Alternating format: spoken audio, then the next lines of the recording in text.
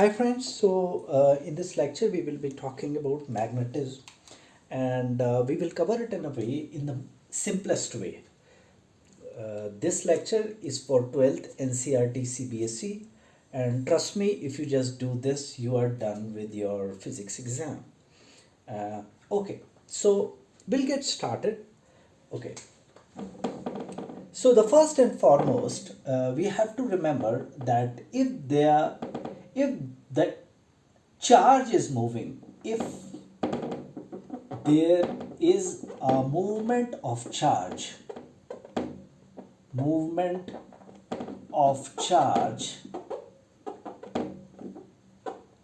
then there would be magnetic field because of that movement. Because of that movement. Okay, so remember this. By this, what I mean, again, let me reiterate that if a charge is moving, may it be current, if you have a conductor and electricity is, there is a flow of electricity there, what does that mean? That means that, electricity is flowing or charges are moving. Now, because the charges are moving, then if you get a magnetic, if you take any point near it and you see and get a magnetic compass,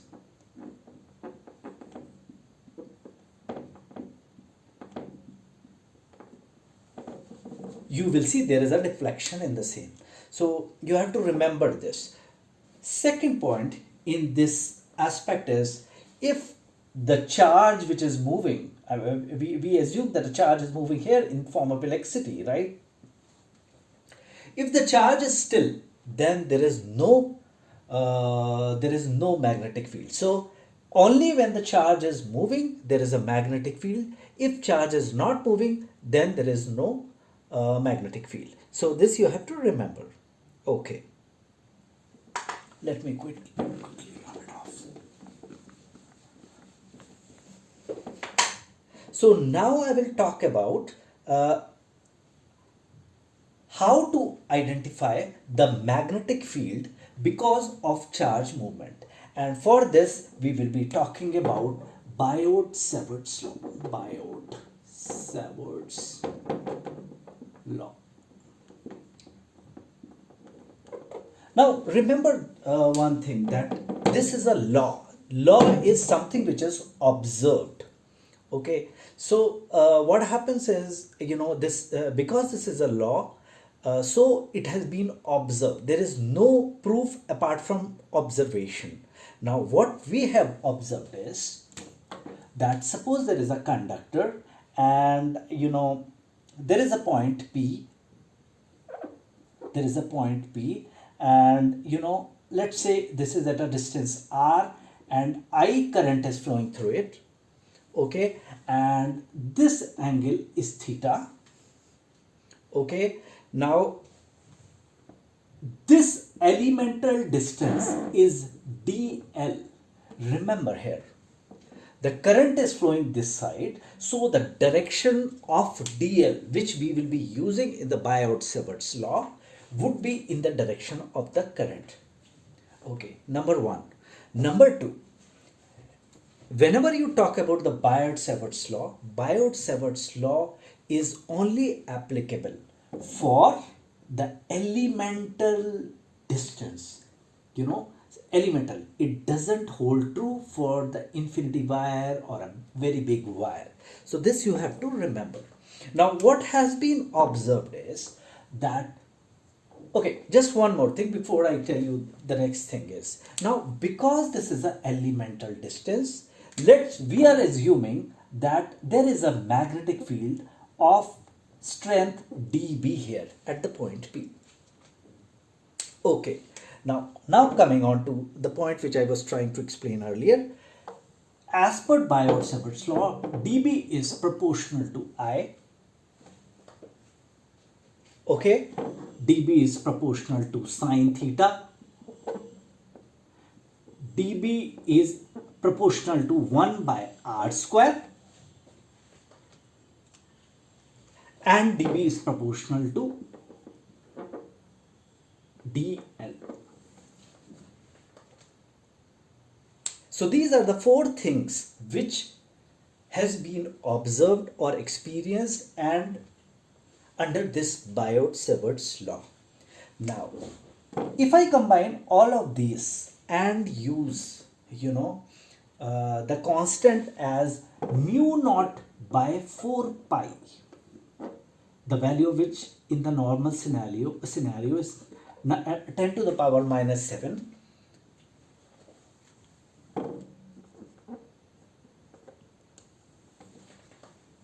This is the constant. So, okay, so it's something like this. Now we know that these 1, 2, 3, 4 things are proportional.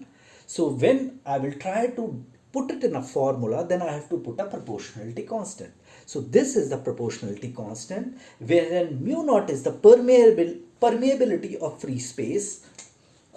So mu naught is permeability of free space, air, medium, or whatever.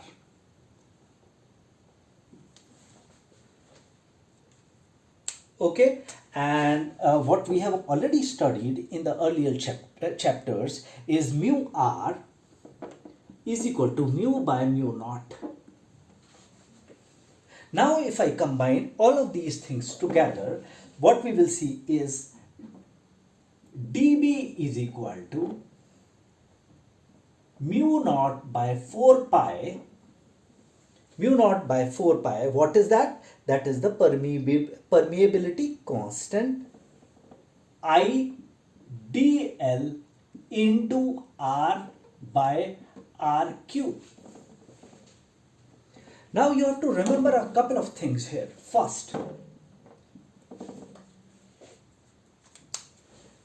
what I just said, you have to watch it out. I said dl into r. Remember, it is not dl into r. It is dl cross r, because dl and r both vectors. Okay. Now, what is r vector? R vector is this. What is dl? dl is this vector, this elemental distance, but in the direction of current, and this is a cross product. It's not into, it's a cross product. Okay, now if I simplify it further, it becomes mu naught by 4 pi I, and this becomes what? dl r sine theta. Okay, right now I am just talking about, I am not taking into consideration the direction. I am just talking about the magnitude. I will talk about direction once I explain you this magnitude. Okay, now if I multiply, then this becomes, this cancels, this becomes square. So this becomes mu naught by 4 pi I dl sine theta by r square, and this is dB. Again I am reiterating that Biot Savarts law only talks about the elemental distance. So this is the final formula. This is the vector form, and this is the normal form of the formula, right? And it talks only of the elemental length, and because it is elemental, there is an elemental magnetic field. Okay, so here is what we have. Just note it down, understand it, and in the next slide I will talk about the direction. So just pause the screen, and I am just rubbing it off so that I can explain the direction.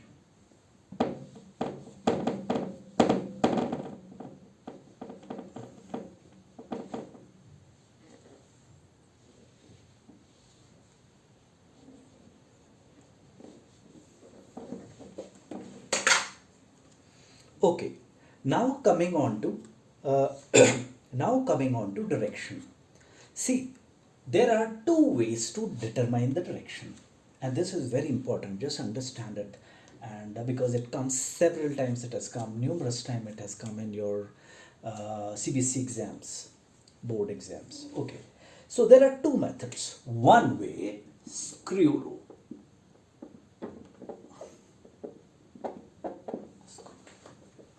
And the second is right hand palm rule.